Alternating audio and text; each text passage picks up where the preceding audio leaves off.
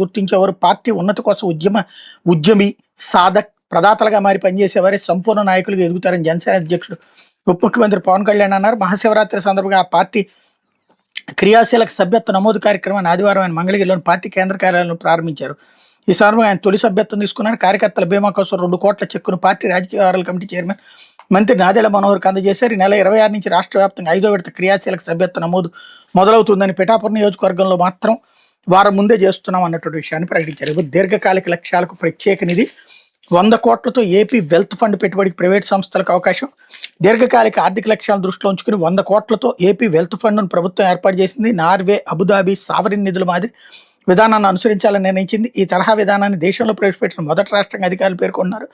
ఈ మొత్తం భవిష్యత్తులో పెద్ద పెట్టుబడిగా మారుతుందని అధికారులు చెప్తున్నారు. రాష్ట్ర ప్రభుత్వం ఏర్పాటు చేసిన నిధితో పాటు ప్రైవేట్ సంస్థల నుంచి నిధులు సమకూర్చుకోవాలని భావిస్తున్నారు. ఫండ్పై వచ్చే లాభాలను పెట్టుబడి నిష్పత్తి ఆధారంగా చెల్లించాలని ప్రాథమికంగా నిర్ణయించారన్నటువంటిది హైలైట్ చేశారు.